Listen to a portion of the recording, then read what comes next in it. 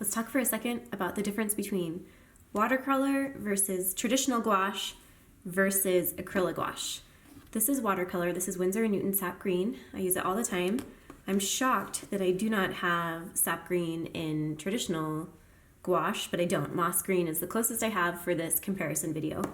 And then this is my sap green acrylic gouache.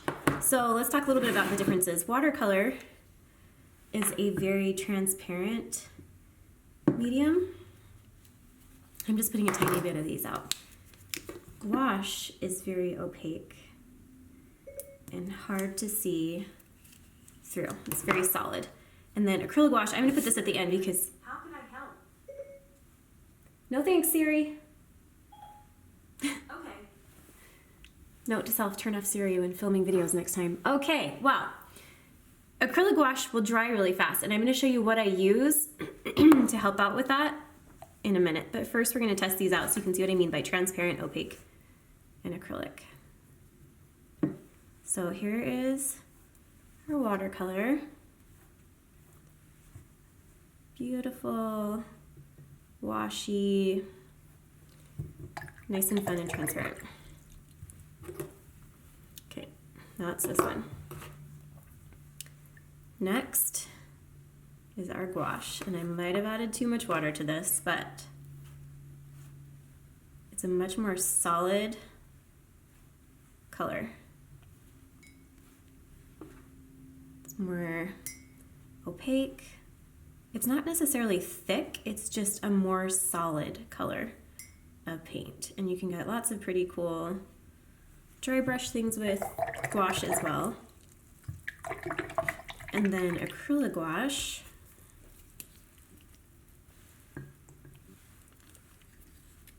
is like a gouache mixed with acrylic. And acrylic gouache is also very, very opaque. This brand in particular covers very evenly and it dries nice and fast. Just beautiful, beautiful colors. Nice and smooth, very matte, really great. So, I'll show you again. This one, watercolor, traditional gouache, and acrylic gouache. So those are the three that we're talking about right now. So let's go ahead and dry this.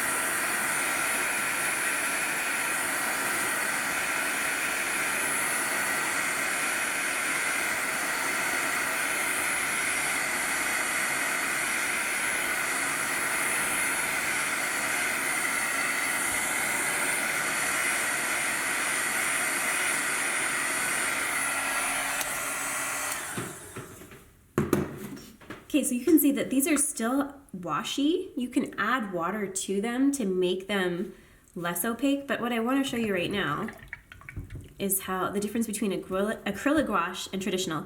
So this one is waterproof when it's totally dry.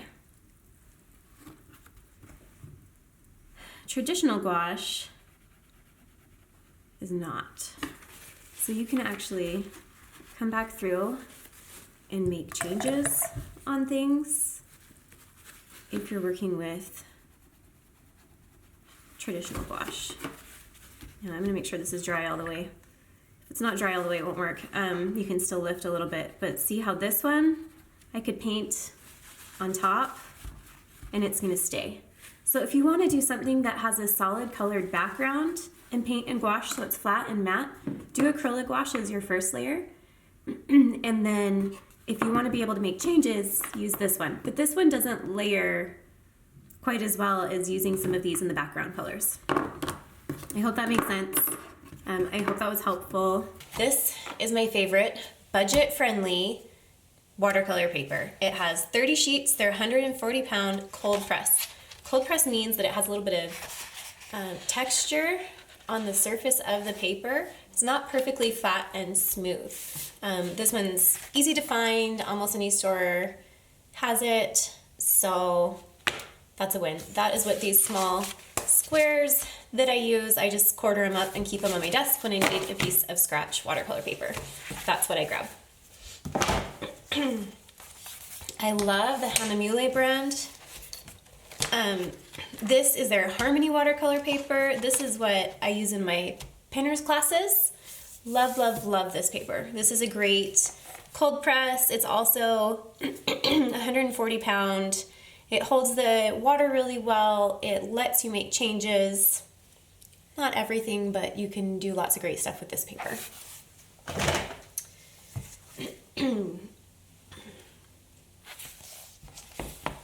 This one is the Hanamule Cezanne block.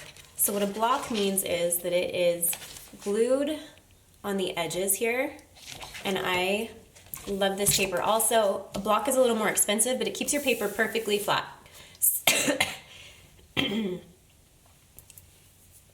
Perfectly flat. So I use this for a lot of client work when I need to scan it and I need everything to be smooth, smooth, smooth without weird bubbles and things in it. A block is perfect. And then you use a palette knife. There's always like a little edge. This one, it's on the corners. You can see right here where it's not glued. And you slip your palette knife or a butter knife in there and cut all the way around the edges, and that's how you take the paper off. So that's a great one. Love that one. This is an even thicker version of that same beautiful Hanamule paper. It's got a really beautiful texture on it. You can see it kind of right there. This is also a block, but I don't know if you can tell how much thicker. Look how thick and beautiful that paper is. This one I've been saving for something really special. So, love, love, love this too. This brand is Arches. You can find it at a lot of different art supply stores also. This is their rough texture, which I love for watercolor. Again, this is a block. Some of mine are blocks, some of mine aren't. It just depends on what I could find on the day. Love this as well. This is Arches hot press. Now what hot press means, and this is what I love to use for gouache, it's really silky and smooth. And you get really nice crisp lines. Sometimes with gouache I want a really beautiful broken edge. I'll show you a broken edge. So see the broken edge right here? If you want a broken edge, then you need to use cold press paper. If you want a really tight illustration, you need to use hot press. So that's hot press. And then this is the Arches cold press, which I also really, really like. I've used it for years and it's great. Next, when you're working with gouache, traditional gouache, not acrylic gouache, we'll talk about this in a minute. But if you're using traditional gouache and watercolor, I like to put mine into pans sometimes. I play around with these. These you can pop out. Sorry, mine are glued in. They're not glued in, but the watercolor. You can just pop them out and move them around, and I put them in different travel palettes and all different kinds of things. These are called a full pan. These are called a half pan. What I love about these is they hold a lot of paint. You can even lift this out if you need more mixing area. And that's really great as well.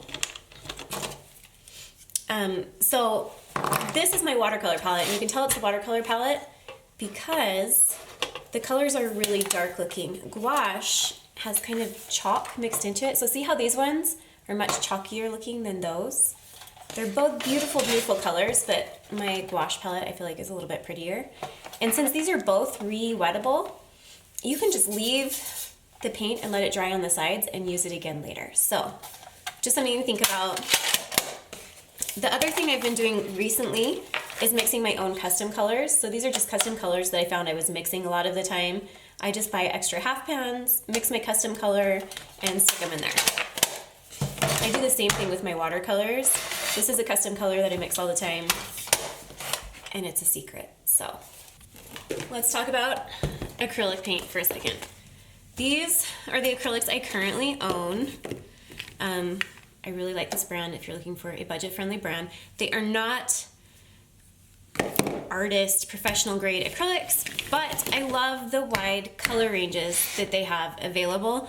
I also love their price point. So I'm gonna pick one that looks like our other colors and kind of show you a little bit more about the difference between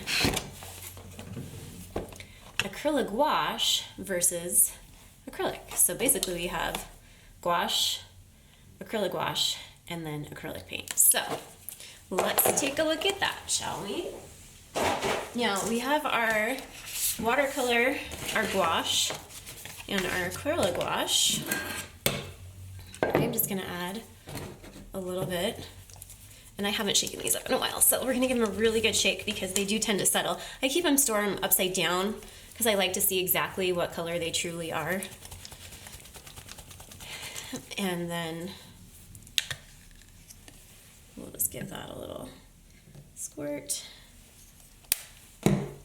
I would normally put this on my Stay Wet palette, but it's not all prepped right now. So acrylic paint is a really fun one because you can build and layer on top of acrylic paint. The other thing that most people don't do or don't know is that you can really water down acrylic paint and make it into almost a watercolor. And I used to paint like this in college for years and years and years. And I probably should start going back to that again because I just love it. It's so fun. You can even do kind of a similar thing where you can put more paint in and play around with it. But that's one reason people love working with acrylic paint. Once this is dry, it's just like this acrylic gouache. It will be very, very permanent, waterproof. Waterproof is probably the best description. Now, acrylics aren't quite as matte as gouache, and they're a little bit more plasticky, almost. They have a different base, and that is what gives them not this beautiful, smooth, velvety, chalky finish. They have a little bit more of a pretty gloss, or you can buy matte medium and mix it in and get it more matte. And again, I've done both those things. You can add gloss medium, you can add matte medium. They're just a very diverse kind of paint. They take a little bit more getting used to, and again, you have to keep them wet while you're painting with them. So that's where the Stay Wet palette comes in, and I love my Stay Wet palette, so I will show you that. Now let's talk acrylic gouache. This is my favorite palette for acrylic gouache. It's not on right because I put it on backwards last time I was using it. Not that hard to open usually. Okay, so this is how it goes. This is how you should close your palette. The two tabs on the same side, and it pops open, makes it super easy. This one has a sponge and a piece of paper. I haven't used this in a little while. I actually also have a piece of glass in here in the bottom of my palette, and this is what I use when I am mixing up custom colors. I don't have a palette knife here right now, but I usually take a palette knife, mix the colors on here, scrape them off the glass, and then stick them, well, that's watercolor. I do it with watercolors also. Stick them into these. Maybe I'll do a video on that someday. So I have a piece of glass. Here's the sponge. Basically, you get the sponge wet, and I think it's hot water. Read these. I have used this for over 20 years. This palette is 20 years old, and I didn't read this ever until just recently. So read this. You can wring out the sponge. You can use these over and over again. I think you can even put them in the washing machine. And this is the Stay Wet paper. You get 30 sheets, which should last you a really long time because you don't get a new paper every time that you use it. I would even get this wet. I used both sides of this. Like, honestly, I just use it over and over again, apparently. So this, you get it wet, you get this wet, you wring it out, stick it in here, and then it will keep your gouache, your acrylic gouache wet while you're working on your project. And so the other thing that I have, and I would also invest in, I have this little misting bottle, So I'll spray the top of my paints just a little bit. You don't want them too watery, but I'll spray it just a little bit as I'm working to keep the top edge of them wet as well. And this system has worked amazingly well for me. This is also what I use for acrylic paint because I just love it. It says it's acrylic paper, but again, I use it for acrylic gouache and all kinds of things, as you can see. I can even use the same palette if I'm working on oil paints. That's actually why I love it so much. You can use oil paints on the glass and put this on. We, in college, we used to keep this in the freezer because it makes your paint last even longer. And yeah, so we do oil paints on the glass, put the top on, keeps your paints really great. Highly, highly recommend this. I used to use, if you want, you can use some kind of plastic container box and wet a paper towel, but that does not work nearly as well, but it's all right. Okay, I hope that was super helpful. That was my last tip for today, and I hope you subscribe and follow along. I'm posting new things on my blog regularly on nataliemalan.com. I also have an Instagram account, Natalie Malan Studio, and Facebook if you want to follow there too. Thanks so much.